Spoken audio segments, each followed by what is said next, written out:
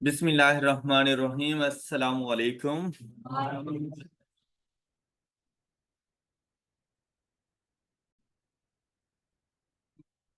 Previous lecture में हम लोग डिस्कस कर रहे थे स्ट्रेट लाइन इक्वेशंस के बारे में। तो सबसे पहले हम लोगों ने डिस्कस किया था कि अगर हमारे पास straight line equation standard form की बात करें तो बहुत ही है a x plus b y is equal to c, और उससे रेलिवेंट हम लोगों ने एग्जांपल्स वगैरह देखी थी। फिर हम लोग आए थे slope intercept form of straight line equations की तरफ। स्लोप इंटरसेप्ट फॉर्म हमारे पास थी y is equal to m x plus c, यहाँ पर m से मुराद स्लोप ऑफ द इक्वेशन और c से मुराद हमारे पास आएगा y इंटरसेप्ट। अब इससे रेलिवेंट हम लोगों ने कुछ क्वेश्चन सॉल्व किए थे कि भाई अगर आप लोगों से कहा जाए कि आप लोगों ने स्ट्रेट लाइन इक्वेशन बनाकर देनी है और आप लोगों को स्लोप गिवन हो, साथ में y इंटरसेप्ट की वैल्यू गिवन हो, तो आप लोगों ने सिंपली स्लोप इंटरसेप्ट फॉर्म में जाना है। वहां पर m को रिप्लेस कर देना है स्लोप के साथ, c को रिप्लेस कर देना है y इंटरसेप्ट के साथ, तो आपके पास इक्वेशन बन गई। अब ये अलग बात है कि जो आपके पास एमसीक्यूज में ऑप्शन मौजूद होगा वो स्टैंडर्ड फॉर्म में भी मौजूद हो सकता है, तो आपने उसको रीअरेंज करना होगा। सोल्यूशन आ चुका होता है, सिर्फ उसकी रीअरेंजमेंट होती है ताकि हम लोग अपने एमसीक्यूज तक पहुंच सकें। उसके बाद हम लोगों ने दो एग्जांपल सॉल्व करनी थी, तो एट द एंड हम लोगों ने ये सीखा था कि भाई अगर हम लोगों ने इक्वेशन से स्लोप और वाई इंटरसेप्ट की वैल्यू फाइंड करनी हो तो वो हम लोग कैसे करेंगे। तो आप देखें रिवर्स काम था कि जब स्लोप और वाई इंटरसेप्ट गिवन था तो इक्वेशन बना रहे थे, और जब इक्वेशन गिवन होगी तो हम लोग स्लोप और वाई इंटरसेप्ट फाइंड कर रहे होंगे। तो इक्वेशन मोस्टली गिवन होती है हमारे पास स्टैंडर्ड फॉर्म में, इससे हम लोगों ने कन्वर्ट करना होता है इसको y is equal to m x plus c की फॉर्म में। जैसे ही हमने इसको कन्वर्ट किया तो हमारे पास स्लोप की वैल्यू आ गई m is equal to -3/2 which is equal to -1.5, और y इंटरसेप्ट की हमारे पास वैल्यू आ गई थी 9/2 विच इज इक्वल टू 4.5। तो हम लोग इजीली इक्वेशंस को कन्वर्ट कर रहे थे स्लोप को फाइंड करने के लिए और y इंटरसेप्ट की वैल्यू फाइंड करने के लिए। आई होप कि यहाँ तक किसी को कोई इशू नहीं हुआ होगा। चले, अब हम लोग देखते हैं कि आपको ये चीज कितनी समझ आई है। उसके लिए आप लोग मुझे सॉल्व करके दें question number 5। Question number 5 solve करें जल्दी से, शाबाश। अब इसको अगर आप लोग देखें, आपने इसको कन्वर्ट किया होगा कुछ इस तरह से, 2y is equal to -3x plus 12, then y is equal to -3/2x plus 12/2। Basically इस तरह से कि ये जो y के साथ कोफिशिएंट होता है ना, ये x के कोफिशिएंट के साथ भी डिवाइड होते हैं और ये कांस्टेंट के साथ भी डिवाइड होगा। और जब इसको हम लोगों ने सॉल्व किया तो आंसर आ गया -3/2x प्लस 6। तो m की वैल्यू हमारे पास क्या आई, -3/2, और y इंटरसेप्ट की वैल्यू हमारे पास क्या आई, इज इक्वल टू 6। इस सब बच्चों को सॉल्व ओके। अच्छा, अगर मैं आपसे ये पूछूं कि भाई इस इक्वेशन में ये जो हमें गिवन थी इसमें a की क्या वैल्यू है, b की क्या वैल्यू है और c की क्या वैल्यू है, आपने मुझे स्लोप की क्या वैल्यू बताई, -3/2। आपको ऐसा नहीं लग रहा जैसे ये लिखा हुआ है m इज इक्वल टू -3, किसकी वैल्यू थी और 2 किसकी वैल्यू थी। तो ऐसा नहीं लग रहा कि slope is equal to -a/b।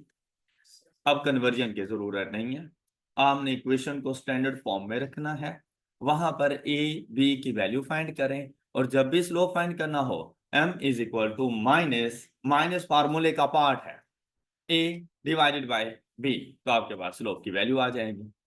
Got it. तो अब कन्वर्ट करके अपना टाइम नहीं वेस्ट करना हम लोगों ने।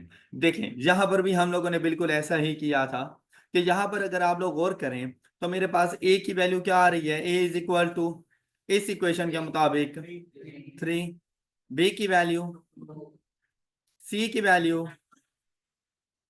तो जब m फाइंड करने के लिए गए m is equal to -a/b, अब देखो क्वेश्चन सॉल्व हो गया, -3/2, यही हम लोगों ने ऊपर फाइंड किया था। Got it. तो स्लोप फाइंड करना इक्वेशन से, तो हम इक्वेशंस में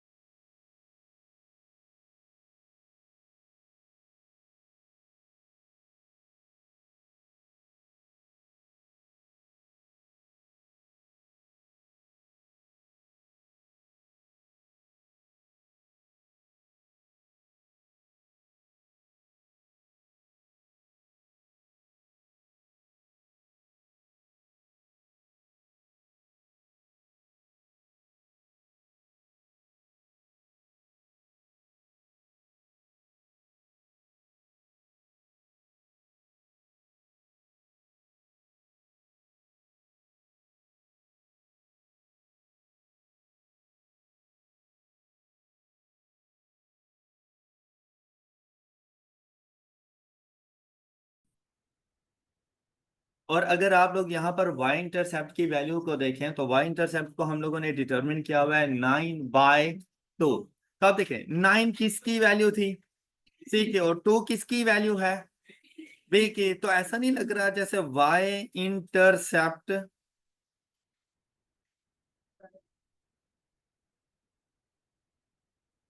इज इक्वल टू c/b। ये हमारे पास y इंटरसेप्ट की वैल्यू आ जाएगी 9/2। तो अब हमारे पास कोई भी स्टैंडर्ड फॉर्म में स्ट्रेट लाइन इक्वेशन होगी ना, उस इक्वेशन में हम लोगों ने a, b और c की वैल्यूज को डिटरमिन करना है। अब अगर हम लोगों ने स्लोप को फाइंड करना होगा तो स्लोप फाइंड करने का फार्मूला हमारे पास क्या होगा, -a/b। और y इंटरसेप्ट फाइंड करने का फार्मूला हमारे पास होगा c/b। ये बात सब बच्चों को समझ आ गई? अच्छा, अब इधर ही अगर इस क्वेश्चन की हम लोग बात करें तो आप लोगों ने यहाँ पर भी y इंटरसेप्ट की वैल्यू फाइंड की और आंसर आपके पास क्या आ रहा था, 6। अच्छा, यही अब y इंटरसेप्ट हमारे पास कैसे आ जाएगा, y intercept is equal to c/b। c की वैल्यू 12, b की value 2, 12/2 is equal to 6। Question solve हो जाएगा आप लोगों का। अगर इसी तरह अब कभी आप लोगों से पूछ ले कि x इंटरसेप्ट फाइंड करें, तो वैसे x इंटरसेप्ट फाइंड करना बड़ा मुश्किल सा था। x इंटरसेप्ट बेसिकली एक ऐसा पॉइंट होता है जहां पर y की वैल्यू 0 हो। मतलब अगर आपके पास यही इक्वेशन मौजूद हो, क्वेश्चन नंबर 5 वाली, और आपसे कहा जाए कि x इंटरसेप्ट फाइंड करें, तो आपके पास और कोई मेथड नहीं था। क्या आप लोग इस तरह से नहीं जाके फाइंड कर सकते थे? आपने क्या करना था, x इंटरसेप्ट फाइंड करने के लिए y की वैल्यू क्या होती है, 0। आप इक्वेशन में जाते जहां पर x इंटरसेप्ट फाइंड करने के लिए y को 0 पुट कर दो। एम आई राइट? क्लियर? अब जाके x की वैल्यू फाइंड करो। तो जैसे ही y को 0 पुट किया, 0 multiplied by 2 is equal to 0। अगर +0 करूं तो क्या 3x में कोई फर्क आएगा? नहीं। तो इस इक्वेशन को हम लोग लिख सकते हैं 3x is equal to 10x is equal to, ये आपके पास बन जाएगा x intercept. Got it? Got it? अच्छा, यही वैल्यू हम लोग फाइंड कर सकते हैं कि अगर आप लोगों ने x इंटरसेप्ट फाइंड करना हो तो आप लोगों ने c डिवाइडेड बाय a कर देना है। अब देखिए c की वैल्यू क्या है, 12, a की वैल्यू क्या है, तो जैसे ही 12/3 करोगे the answer is 4। Question solve हो गया।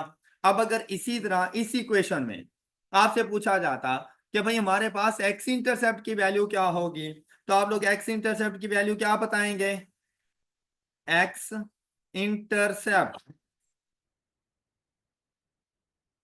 Is equal to c/a is equal to 9 is equal to 3। Okay, अब आपको मैंने 3 डिफरेंट फार्मूलाज बता दिए कि अगर आप लोगों के पास स्ट्रेट लाइन इक्वेशंस गिवन हो इन स्टैंडर्ड फॉर्म, और स्टैंडर्ड फॉर्म क्या है, ax plus by is equal to c। मैं फार्मूला इसके मुताबिक बना रहा हूं। मतलब अगर आपके पास इक्वेशन आ जाती है ना ax plus by plus c is equal to 0, तो इस c को इक्वल टू की दूसरी साइड पे लेकर जाना। Got it? मतलब साइन का फिर फर्क आ जाएगा। अगर सी को दूसरी साइड पे ना लेकर गए तो आपके एक्स एंड वाई इंटरसेप्ट गलत हो जाएंगे। आपके स्लोप की वैल्यू तो ठीक हो सकती है, लेकिन पहले आप लोगों ने इक्वेशन को अरेंज करना है अकॉर्डिंग टू स्टैंडर्ड फॉर्म। वहां से ए बी सी की वैल्यू फाइंड करनी है। स्लोप फाइंड करना हो तो फॉर्मूला क्या बनेगा हमारे पास, -a/b। और अगर इंटरसेप्ट फाइंड करनी हो तो ये बात कंफर्म है कि कांस्टेंट न्यूमरेटर है। इंटरसेप्ट फाइंड करने हो तो कांस्टेंट न्यूमरेटर है हमारे पास, चाहे एक्स इंटरसेप्ट है चाहे वाई इंटरसेप्ट है। अगर एक्स इंटरसेप्ट है तो डिवाइडेड बाय एक्स का कोफिशिएंट, और अगर वाई इंटरसेप्ट है तो डिवाइडेड बाय वाई का कोफिशिएंट। ऑलराइट, एक्स इंटरसेप्ट है तो एक्स का कोफिशिएंट क्या होता है, ए, तो c/a। वाई इंटरसेप्ट है तो वाई का कोफिशिएंट क्या है हमारे पास, b। तो फार्मूला क्या बनेगा, c/b। आई होप कि आप लोग कर लेंगे ये। चलिए, अब इसी से रेलेवेंट हमारे पास कुछ क्वेश्चंस हैं जैसे कि क्वेश्चन नंबर 7, 6 हम लोगों ने कर लिया था, हमने 8 भी कर लिया था। क्वेश्चन नंबर 7, ये क्वेश्चन नंबर 7 बिल्कुल ऐसा ही है जैसे हमारे पास क्वेश्चन नंबर 8 था। अगर आपको याद हो तो मैंने आपको स्लोप के बारे में बताया था कि पैरेलल लाइंस के स्लोप एक दूसरे के इक्वल होते हैं, जबकि परपेंडिकुलर लाइंस के स्लोप एक दूसरे के इनवर्स एंड रेसिप्रोकल होते हैं। इसके लिए हम लोगों ने कहा था कि दोनों लाइंस के स्लोप का प्रोडक्ट अगर -1 के इक्वल आ जाए तो बोथ लाइंस आर परपेंडिकुलर। अब यहां पर देखें, दो स्ट्रेट लाइंस आपको बता दी गई, first one is this and the second one is this. और आपसे क्या कहा गया यहां पर, बोथ लाइंस आर परपेंडिकुलर। अगर परपेंडिकुलर है तो हम लोगों ने ये y का कोफिशिएंट फाइंड करके देना है। सेम मेथड है बिल्कुल। लाइन 1 का स्लोप फाइंड करो, लाइन 2 का स्लोप फाइंड करो, बोथ आर परपेंडिकुलर। लाइन 1 के स्लोप को मल्टीप्लाई करोगे लाइन 2 के स्लोप के साथ, इज इक्वल टू कर दोगे उसको -1, तो आपके पास k की वैल्यू आ जाएगी। अब अगर मैं यहां पर आऊं लाइन 1 में, तो लाइन 1 में m1 फाइंड करने का फार्मूला अब मेरे लिए बहुत इजी हो गया। क्या भला, -a/b, मतलब बस स्लोप की वैल्यू आ गई। अब मुझे वो इतनी सारी मेहनत नहीं करनी पड़ी कि मैं उसको रीअरेंज करूं। आई होप कि आपने मेरा पॉइंट पिक कर लिया। अच्छा, नेक्स्ट वन देखें। अगर मैं लाइन 2 की बात करूं तो यहां से मुझे मिलेगा m2। अच्छा, आप बताएं m2 की वैल्यू क्या होगी, -27/k। अब बोथ लाइंस आर परपेंडिकुलर, तो मैंने क्या फाइंड करना है, k की वैल्यू फाइंड करनी है। तो उसके लिए हम लोगों ने क्या कहा, -2/3 multiplied by -27/k is equal to -1। अब इस इक्वेशन से हम लोगों ने k की वैल्यू फाइंड कर लेनी है। बात क्लियर। अब आपके पास होना चाहिए आपका कैलकुलेटर, और वहां से जाकर आप लोगों ने इसको सॉल्व करना है। अच्छा, अब सॉल्व करने का मेथड देखिए। अब यहां पर देखिए ना, एक मिसिंग वैल्यू हम लोगों ने फाइंड करनी है। वैसे तो विदाउट कैलकुलेटर आप इसके ऊपर 10 मिनट लगा के भी सॉल्व कर सकते हैं, लेकिन हम लोगों ने विद इन 30 सेकेंड्स इसको सॉल्व करना है। और वो कैसे सॉल्व होगा, ये देखें, एज इट इज जैसी इक्वेशन गिवन है ना, आप लोगों ने बिल्कुल वैसे ही चलना है। अच्छा, अब यहां पे गौर करें, इधर ही देखिएगा, मेरे कैलकुलेटर की तरफ देखिएगा, ताकि आपको कीज वगैरह का पता चल सके। सबसे पहले देखें, ब्रैकेट ओपन की, उसके बाद हमें ना फ्रैक्शन में चीज नजर आई। तो सबसे पहले आप लोगों ने ना अपने पास ये देखें, ये फ्रैक्शन ऑन कर लेनी है। तो देखिए, क्या आपके कैलकुलेटर पे ये चीज आ गई इस तरह से, ये फ्रैक्शन, कोई ऐसा जिसके पास ना आई हो, सबके पास ओके। अच्छा, अब यहां पर आपने पुट करना है न्यूमरेटर -2 डिवाइडेड बाय 3। अच्छा, ये जरा इधर ब्रैकेट नहीं क्लोज कर देनी, 3 के बाद पूरी फ्रैक्शन की ब्रैकेट क्लोज करनी है, तो आपने इससे जरा बाहर निकलना है, यहां पर ब्रैकेट क्लोज कर देनी है। ओके हो गई, मल्टीप्लाइड बाय, फिर से ब्रैकेट ओपन, फ्रैक्शन, फिर लिखोगे -27 डिवाइडेड बाय, अब के कैलकुलेटर में नहीं पुट हो सकता, कैलकुलेटर में अननोन वैल्यूज हमेशा आप लोगों ने बतानी है x। तो यहां पर x कैसे आएगा, अल्फा और ब्रैकेट क्लोज की x की वैल्यू आ गई। सब लोग मेरे साथ साथ हैं, गुड। अब आगे देखें, ये ब्रैकेट क्लोज की, उसके बाद इज इक्वल टू का साइन है। तो ये इक्वल टू, ये लास्ट वाला इक्वल टू नहीं है, ये जो यहां पे आपको नजर आ रहे हैं, ये अल्फा की प्रेस करके कैलकुलेशन की प्रेस करें, इज इक्वल टू, उसके बाद लिखेंगे -1। अब हम लोगों ने इसको सॉल्व करना है, तो सॉल्व करने के लिए शिफ्ट कैलकुलेशन। अब ये मेरा प्रीवियस रिजल्ट है, जो मैंने इससे पहले कोई क्वेश्चन सॉल्व किया होगा उसका रिजल्ट है। तो आपने इसको नहीं आंसर कंसीडर कर देना जब तक कि आप इज इक्वल टू ना प्रेस करें। जब आप इज इक्वल टू प्रेस करेंगे तो आपको यहां पर आंसर आ जाएगा कुछ ही देर में। तो यहां पर देखिए आंसर क्या आया, तो k की वैल्यू हमारे इस क्वेश्चन के मुताबिक क्या बनेगी, 18। अब अगर यहां पर जाकर हम लोग -18 पुट करें ना, तो आप लोग देखें इनवर्स एंड रेसिप्रोकल हो जाएगा, और परपेंडिकुलर लाइंस के लिए हमने यही कहा था। Got it, got it. चलें, गुड। कोई ऐसा बच्चा जिसको समझ आ गई हो, चलें शाबाश। कोई ऐसा जिसको ना आई हो, नो? जी आपका फर्स्ट लेक्चर है, इससे पहले सारे लेक्चर्स आपने अटेंड किए थे। परपेंडिकुलर लाइंस के लिए स्लोप की क्या कंडीशन पढ़ी थी हम लोगों ने? वो लड़का व्हाइट, आपको समझ आ गई है ना? हाँ, वो व्हाइट सूट में जो लड़का बैठा हुआ है जी। रेसिप्रोकल इनवर्स, इसके अलावा क्या पढ़ा था? शाबाश। तो बेटा ये देखो, ये पहली बात की इन इक्वेशन में से m1 फाइंड किया, ये फाइंड करना आ गया। ये जो भी फार्मूला पढ़े थे -a/b, ये फाइंड करना आया आपको? ये वाली नहीं समझ आए? इस इक्वेशन में a की वैल्यू 2 है, x का जो कोफिशिएंट है, b की वैल्यू हमारे पास 3 है। अभी मैंने आपको बताया कि स्लोप फाइंड करने का जो हमारे पास फार्मूला होता है ना, ये देखो, ये बताया हुआ है -a/b। तो यही फार्मूला है, मैंने इसके ऊपर अप्लाई कर दिया। ये m1 की वैल्यू आ गई, ये m2 की वैल्यू, सेम वही फार्मूला -27/k। इन दोनों को मल्टीप्लाई किया, आंसर -1 के इक्वल। ये कैलकुलेटर में बताया तो k की वैल्यू आ गई। Got it? किसी को कोई डाउट? किसी को कोई डाउट? चले, अब मुझे बताएं कि अगर यहां पर परपेंडिकुलर ना होता, यहां पे पैरेलल हो, तो k की वैल्यू क्या बनेगी? जल्दी समझे, k की वैल्यू फाइंड करके दें। अच्छा, अब जैसे ही मैंने आप लोगों से कहा कि पैरेलल लाइंस होनी चाहिए, तो अब ऐसी सिचुएशन में आपने क्या करना था? अपने पास m1 को इक्वल टू कर देना था m2 के। m1 m2 बिल्कुल वैसे ही फाइंड करें जैसे पहले ही किए थे। अब ये देखो, ये दोनों एक दूसरे के इक्वल हो गए। जैसे ही ये पुट कर लेती हो ना, तो उसके बाद आप लोग लिखा करो शिफ्ट सॉल्व। अब देखो, ये प्रीवियस क्वेश्चन वाला आंसर है। इक्वल टू प्रेस करोगे तो करंट आंसर आपके पास आ जाएगा, विच इज 40.5। अगर फ्रैक्शन में लेके जाना हो तो ये देखो 81/2, ये आपके पास आंसर आ गया। पॉइंट क्लियर सब बच्चों को? क्वेश्चन नंबर 9 सॉल्व करके दें, जल्दी करें।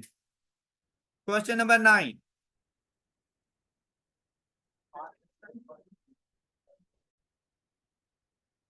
तो इधर आके आप लोगों ने इस इक्वेशन से फाइंड करनी थी m1 की value, which is equal to -1/2। किसी को कोई एतराज? गुड, बहुत अच्छे बच्चे हो आप। m2 is equal to -a/, अच्छा बोथ लाइंस आर, तो अब क्या करना है हम लोगों ने? -1/2 इज इक्वल टू -a/, और a की वैल्यू आपके पास आ जाती है। अब ये कैलकुलेटर पे सॉल्व करने की जरूरत तो नहीं है ना मुझे? अच्छा, बोथ लाइंस आर परपेंडिकुलर, तो फिर आंसर क्या आएगा हमारे पास? अब ऐसी सिचुएशन में हम क्या करेंगे? परपेंडिकुलर की सिचुएशन में -1/2 मल्टीप्लाइड बाय -a/, कैलकुलेटर में एक ही जगह पे एक्स पुट कर देंगे, is equal to -1, then a is equal to -8। बिल्कुल -8। बात क्लियर हो गई? चलें, शाबाश, गुड हो गया। अच्छा, मुझे ना इस लाइन का स्लोप फाइंड करके दें, इसका y इंटरसेप्ट फाइंड करें, और इस लाइन का x इंटरसेप्ट मुझे फाइंड करके दें। ये क्वेश्चन नंबर 11 में ये जो इक्वेशन यूज की गई है, इस इक्वेशन से मुझे ये तीनों चीजें फाइंड करके दें। शाबाश, जल्दी करें।